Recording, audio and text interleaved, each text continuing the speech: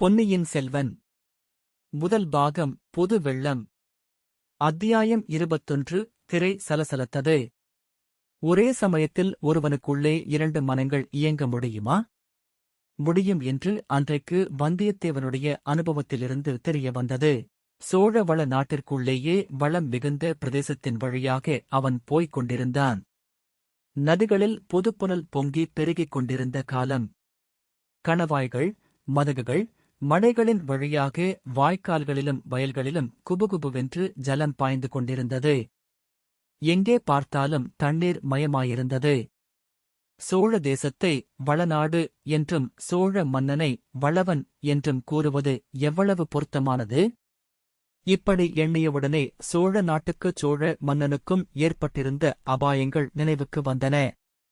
இந்த நிலைமையில் தன்னுடைய கடமை என்ன?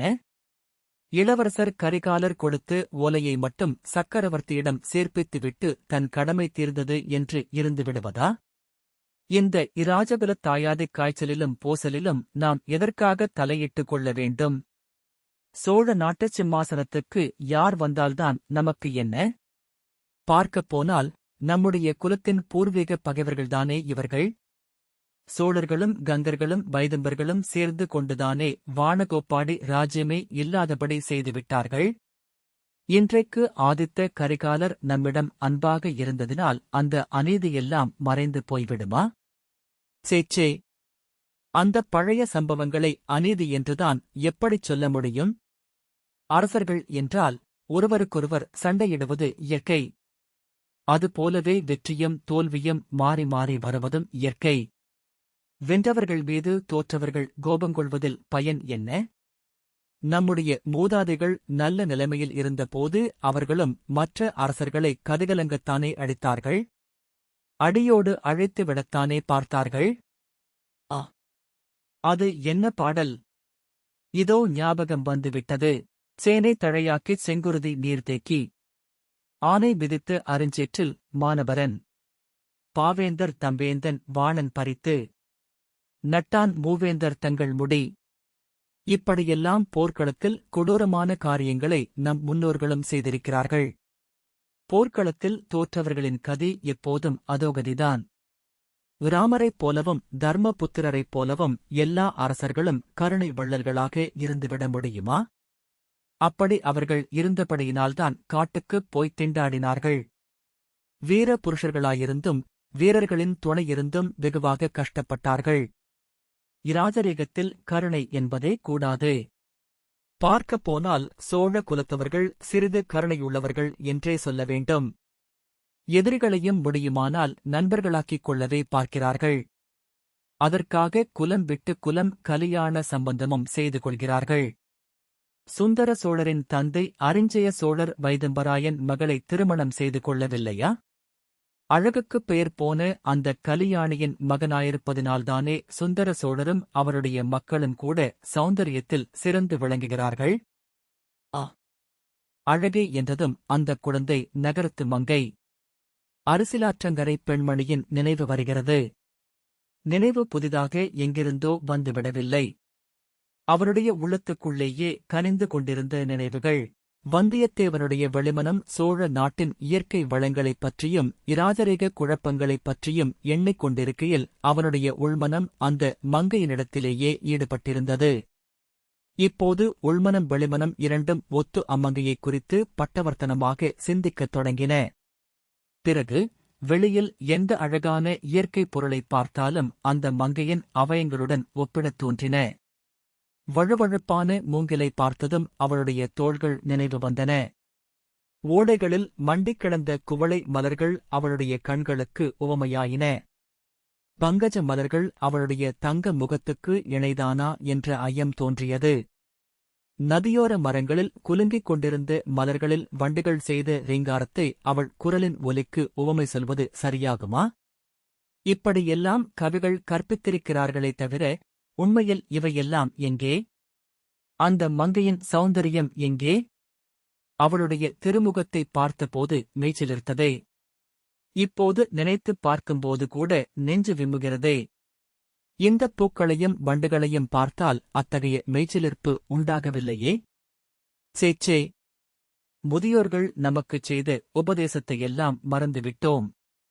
பெண்களின் மோகத்தைப் போல் உலக வாழ்க்கையில் பொல்லாத மாயை வேறொன்றுமில்லை. வாழ்க்கையில் வெற்றி பெற விரும்புவோன் பெண்களின் மோக வலையில் விழவே கூடாது. விழுந்தால் அவன் ஒழிந்தான். கோவலன் கதைதான் அந்த விஷயத்தை அபூர்வமாய் எடுத்துச் சொல்கிறதே. கோவலன் மட்டும் என்ன? இந்த நாளில் வீராதி வீரரும் சோழ நாட்டிலே இணையற்ற செல்வாக்கு உள்ளவருமான பெரிய பழுவேட்டரையரைப் பற்றி மக்கள் பரிகாசம் பேசுங்காரணமும் அதுதானே? ஆனால் மக்கள் உண்மை அறியாதவர்கள். மூடு பல்லக்கிலே வைத்து பழுவேட்டரையர் யாரைக் கொண்டு வருகிறார் என்று மக்களுக்குத் தெரியாது. ஆகையால் மூடத்தனமாகப் பேசுகிறார்கள். ஆனாலும் அந்த மதுராந்தக தேவர் தம்மை அவ்வளவு கேவலப்படுத்திக் கொள்ள வேண்டியதில்லை. சீச்சி!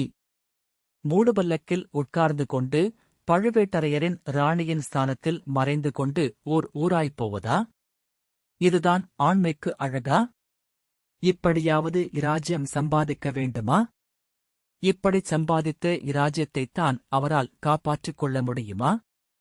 பழுவேட்டரையர் முதலியோரை நம்பி அவர்களுக்கு உட்பட்டுத்தானே இராஜ்ய பரிபாலனம் செய்ய வேண்டும். இந்த விஷயத்தில் சுந்தர சோழ சக்கரவர்த்தி செய்து வருவதே அவ்வளவு சிலாக்கியமில்லைதான். பழுவேட்டரையர் போன்றவர்களுக்கு இவ்வளவு அதிகாரமும் செல்வாக்கும் அவர் அளித்திருக்கக் கூடாது. அதிலும் மணிமணியாக 2 அருமை புதல்வர்கள் இருக்கும்போது, நாடெல்லாம் அதிசயிக்கும் அறிவும் திறனும் உடைய புதல்வி ஒருத்தி இருக்கும்போது, அந்த மங்கை சோதிடர் வீட்டில் பார்த்தவள், ஆற்றங்கரையில் பேசியவள், அவள் முகம் யாருடைய ஜாடையாயிருக்கிறது? அப்படியும் இருக்கலாமோ? பைத்தியக்காரத்தனம்! ஒரு நாளும் அப்படி இருக்க முடியாது. ஏன் இருக்க முடியாது? ஒருவேளை அவ்விதம் இருந்தால் நம்மைப் போன்ற அறிவீனன் வேறு யாரும் இல்லை. நம்மைப் போன்ற துரதிருஷ்டசாலியும் இல்லை. இலங்கை முதல் விந்திய பர்வதம் வரையில் எந்தப் பெண்ணரசியின் புகழ் பறந்து விரிந்து பரவியிருக்கிறதோ அவளிடம் நாம் எப்பேற்பட்ட காட்டுமிராண்டியைப் போல் நடந்து கொண்டோம். அப்படி இருக்கவே இருக்காது. நாளைக்கு அவளிடம் எப்படி இளவரசரின் ஓலையுடனே சென்று முகத்தைக் காட்ட முடியும்? இப்படியாக என்னவெல்லாமோ வானத்தையும் பூமியையும் சேர்த்து எண்ணமிட்டுக் கொண்டு வந்தியத்தேவன் காவேரி கரையோடு வந்து திருவையாற்றை அடைந்தான். அந்த ஊரின் வளமும் அழகும் அவன் உள்ளத்தைக் கொள்ளை கொண்டன. அது திருவையாறுதான் என்று கேட்டுத் தெரிந்து கொண்டான். அந்த அற்புத க்ஷேத்திரத்தின் மகிமையைப் பற்றி அவன் கேள்விப்பட்டிருந்ததெல்லாம் உண்மைக்குக் கொஞ்சம் குறைவாகவே தோன்றியது. ஞானசம்பந்தர் தேவாரத்தில் உள்ள வர்ணனை இங்கே அப்படியே தத்ரூபமாய்க் காண்கிறது. 300 ஆண்டு காலத்தில் மாறுதல் ஒன்றுமேயில்லை. அதோ காவேரியின் கரையில் உள்ள மரங்கள் என்ன செழிப்பாய் வளர்ந்திருக்கின்றன! பலா மரங்களில் எவ்வளவு பெரிய பெரிய பலாக்காய்கள் தொங்குகின்றன! இந்த மாதிரி தொண்டை மண்டலத்தில் எங்கும் பார்க்கவே முடியாதுதான்.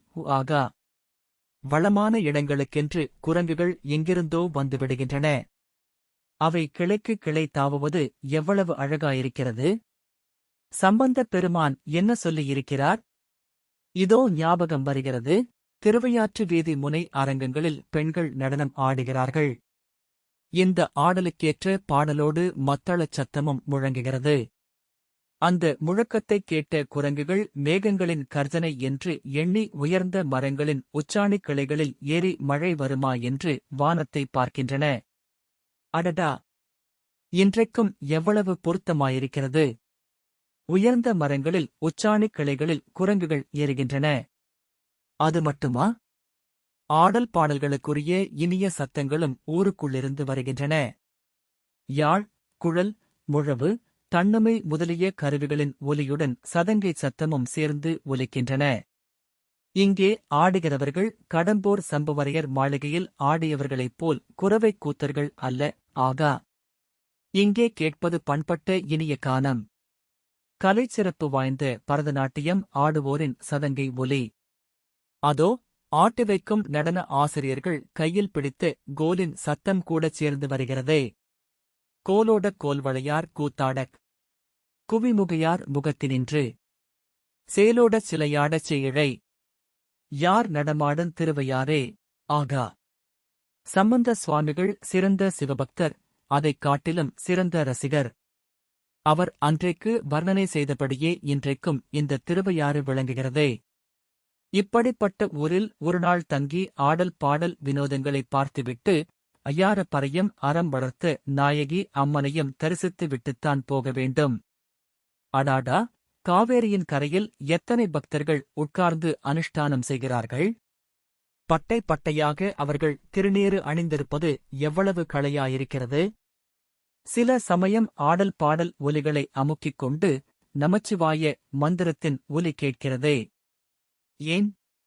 அதோ சம்பந்தரின் தேவாரத்தையே யாரோ இனிய குரலில் அருமையாகப் பாடுகிறார்களே. இசைக்கும் கலைக்கும் என்றே இறைவன் பணித்த ஊர் இந்த திருவையாறு போலும். இந்த ஊரில் கட்டாயம் ஒருநாள் தங்கிப் பார்த்துவிட்டுத்தான் போக வேண்டும். தஞ்சாவூருக்கு அவசரமாகப் போய்த்தான் என்ன பயன்? கோட்டைக்குள் பிரவேசிக்க முடிகிறதோ என்னமோ? அப்படி பிரவேசித்தாலும் மகாராஜாவின் பேட்டை கிடைக்குமா? மகாராஜாவைத்தான் 2 பழுவேட்டரையர்களுமாகச் சேர்ந்து சிறையில் வைத்திருப்பது போல் வைத்திருக்கிறார்களாமே. காவேரியின் வடகரைக்குப் போக வேண்டியதுதான். இந்த முடிவுக்கு வந்தியத்தேவன் வந்துவிட்ட தருணத்தில் ஒரு சம்பவம் நடந்தது. மேற்கு திசையிலிருந்து காவேரி கரையோடு ஒரு பல்லக்கு வந்தது. பல்லக்குக்கு முன்னாலும் பின்னாலும் சில காவல் வீரர்களும் வந்தார்கள். வந்தியத்தேவனுக்கு ஏதோ ஒரு சந்தேகம் தோன்றியது. பல்லக்கு அருகில் வருகிற வரையில் அங்கேயே நின்று காத்துக் கொண்டிருந்தான். அவன் நினைத்தபடியே இருந்தது.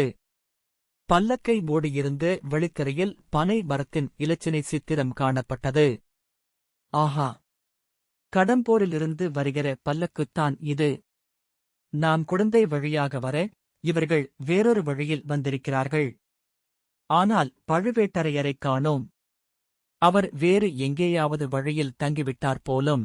பல்லக்கு தஞ்சாவூர் இருந்த தென்திசை நோக்கித் திரும்பியது. அவ்வளவுதான். வந்தியத்தேவன் திருவையாற்றில் தங்கும் எண்ணத்தை விட்டுவிட்டான்.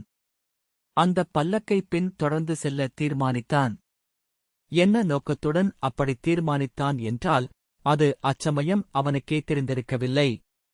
பல்லக்கில் வீற்றிருப்பது மதுராந்தகத்தேவர் என்று மட்டும் அவனுக்கு நிச்சயமாய் தெரிந்தது. அவர் மேல் ஏற்பட்டிருந்த அருவருப்பு மேலும் சிறிது வளர்ந்தது. ஆனாலும் பல்லக்கை தொடர்ந்து கொஞ்சம் போனால் ஏதாவது ஒரு நல்ல சந்தர்ப்பம் ஏற்படலாம். பல்லக்கை சுமப்பவர்கள் அதை கீழே வைக்கலாம். ஏதேனும் ஒரு காரணத்துக்காக இளவரசர் மதுராந்தகர் வெளிப்பட்டு வரலாம். அச்சமயம் அவருடன் பழக்கம் செய்து கொள்ளலாம். அது தஞ்சாவூர் கோட்டைக்குள் பிரவேசிக்கவும் சக்கரவர்த்தியை பார்க்கவும் பயன்படலாம். அதற்குத் தகுந்தபடி ஏதாவது கொஞ்சம் பேசி வேஷம் போட்டால் போகிறது. தந்திர மந்திரங்களை கையாளாவிட்டால் எடுத்த காரியம் கைகூடாது அல்லவா? அதிலும் இராஜாங்க காரியங்களில். எனவே பல்லக்கையும் பரிவாரங்களையும் முன்னால் போகவிட்டு சற்று பின்னாலேயே வந்தியத்தேவன் போய்க் கொண்டிருந்தான். ஆனால் அவன் எதிர்பார்த்த சந்தர்ப்பம் ஒன்றும் கிட்டவில்லை. காவேரிக்கும் தஞ்சாவூருக்கும் மத்தியிலிருந்து மற்றும் 4 நதிகளைக் கடந்தாகிவிட்டது. அப்படியும் பல்லக்கு கீழே வைக்கப்படவில்லை. ஒரே மூச்சாக போய்க் கொண்டிருந்தது. அதோ சற்று தூரத்தில் தஞ்சாவூர் கோட்டை மதிலும் வாசலும் தெரியத் தொடங்கிவிட்டன. கோட்டைக்குள் பல்லக்கு போய்விட்டால் அப்புறம் அவன் எண்ணம் கைகூடப் போவதில்லை. அதற்குள் தைரியமாகவும் துணிச்சலாகவும் ஏதேனும் ஒன்று செய்தாக வேண்டும். என்னதான் வந்துவிடும்? தலையா போய்விடும்? அப்படிப் போனால்தான் போகிறதே. எடுத்த காரியத்தை முடிக்காமல் உயிரோடு திரும்பிப் போவதில் என்ன லாபம்? இதற்கெல்லாம் அடிப்படையில் மதுராந்தக தேவர் பேரில் வந்தியத்தேவனுக்கு கோபம் வேறு இருந்தது. பல்லக்கின் மூடுதிரையை கிழித்தெறிந்து உள்ளே இருப்பது பெண்ணல்ல, மீசை முளைத்த ஆண் பிள்ளை என்பதை வெளிப்படுத்த வேண்டும் என்று அவன் கை ஊறியது. அவன் உள்ளம் துடிதுடித்தது. இதற்கு என்ன வழி என்று அவன் தீவிரமாக யோசித்துக் கொண்டிருக்கையில் பல்லக்கோடு சென்ற பரிவாரங்களில் ஒருவன் சற்று பின்தங்கி வந்தியத்தேவனை உற்று நோக்கினான். நீ யார் அப்பா? திருவையாற்றிலிருந்து எங்களை ஏன் தொடர்ந்து வருகிறாய் என்று கேட்டான். நான் உங்களைத் தொடர்ந்து வரவில்லை ஐயா. தஞ்சாவூருக்குப் போகிறேன். இந்தச் சாலைதானே தஞ்சாவூர் போகிறது என்றான் வந்தியத்தேவன். இந்த சாலை தஞ்சாவூருக்குத்தான் போகிறது. ஆனால் இதில் முக்கியமானவர்கள் மட்டுமே போகலாம். மற்றவர்களுக்கு வேறு சாலை இருக்கிறது என்றான் வீரன். அப்படியா? ஆனால் நானும் ரொம்ப ரொம்ப முக்கியமான மனுஷன்தான் என்றான் வந்தியத்தேவன். அதைக் கேட்ட அவ்வீரன் புன்னகை செய்துவிட்டு, தஞ்சைக்கு எதற்காகப் போகிறாய் என்றான். என் சித்தப்பா தஞ்சையில் இருக்கிறார், அவருக்கு நோய் என்றறிந்து பார்க்கப் போகிறேன் என்று கூறினான் வந்தியத்தேவன். உன் சித்தப்பா தஞ்சையில் என்ன செய்கிறார்? அரண்மனையில் உத்தியோகம் பார்க்கிறாரா? இல்லை, இல்லை, சத்திரத்தில் மணியக்காரராயிருக்கிறார்.